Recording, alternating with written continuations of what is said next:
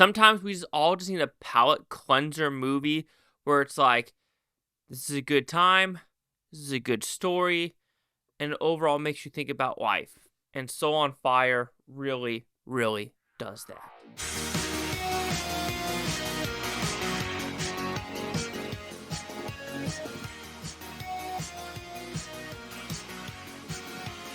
Chase Lee Hockey here with the Blue Futon reviewing Soul on Fire. What's about pretty simple premise. We have a boy who lights himself on fire, unfortunately, with gasoline and matches after seeing a couple friends do it in a ditch. And now he's burnt to like 100% of his body.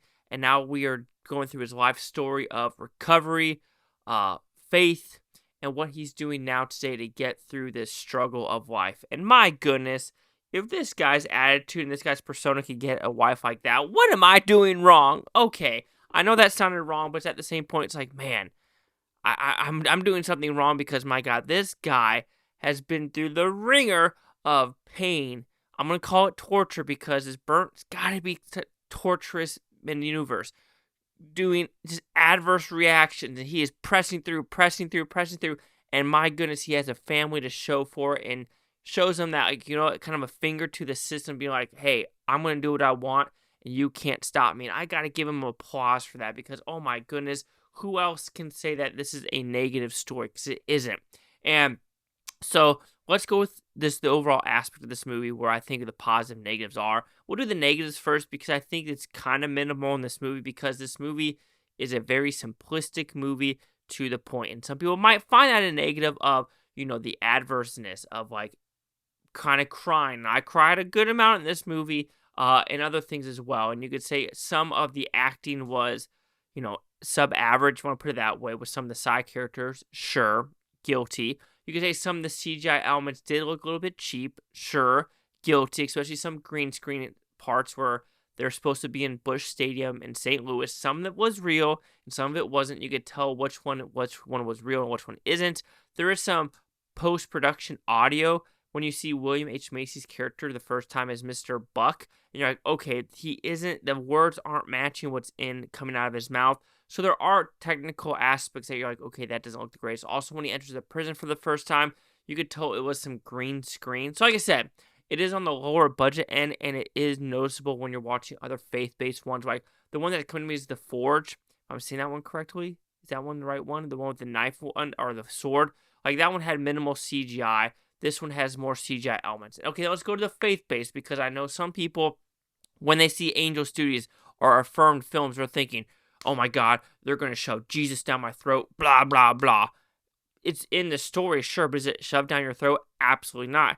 It's a family that went to church, and they are thanking God for having their son stay alive, and there's also elements of this movie that do go that route. So you're like, okay, sure, there's faith-based elements, sure, but I guess I don't want to say suck it up, Buttercup, but this is their story, and they want to tell it, and I think that's okay because it isn't predominantly part of the story. The predominant part of the story is what are you willing to just push ahead and get through life, even though you have wall after wall after wall putting you up. And that's where I think the positive really comes with this movie is the messaging of just this guy and this kid doing what they do, and the nurse as well. And my goodness, once that nurse thing happened at the Worldwide Technology Summit, I'll put it that way, and something happens, crying. I was in tears just because it proves there are truly good people in all career fields and also not the greatest in some as well, because this really like dawned on me, right? Because, I mean, in the medical career field, of course, you have a bunch of different people, and when my sister was sick, doctor in Virginia, I've said this multiple times, said, no, Will. Houston, what's that? John Hopkins time span. But then there's an Indian doctor in San Diego who refused to actually give a timeline. Dr. Kesari, if I'm saying his name correctly. But, like, that shows it in this movie as well because there's a thing where some nurses are like, he's going to die anyway. But this one nurse is like, no. He told his mom he doesn't want to die. So he's going to be with this kid throughout the 5, 6, 7 months of recovery.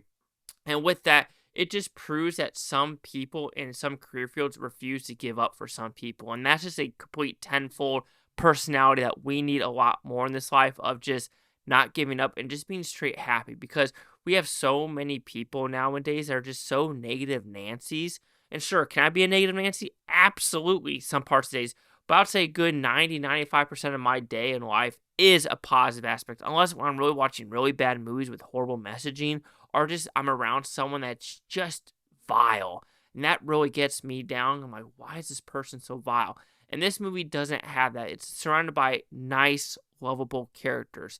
And that is sometimes what we need in today's day and age. Again, I don't think this was too emotionally manipulative, because it was very natural emotions. It didn't need a score to push this agenda. It didn't need a lot of other things. But I knew I was going to cry in this movie, right? I saw the trailer. I go, oh, I'm crying, because this proves, like, I need to do better, right? I need to do better with going forward with life. And sometimes you do need movies like this to prove that point. So overall, so on fire. Yes, some people might like roll their eyes at the religious aspect, or roll your eyes at some of the CGI or some subpar acting. Sure, but this truly gives faith and gives a true perspective on, like, the importance on janitors in the hospital, the importance of, believing in yourself, the importance of having a good relationship with your family, a good relationship with friends, and not kick your family out for little things like politics and things like that. So Soul on Fire does its job.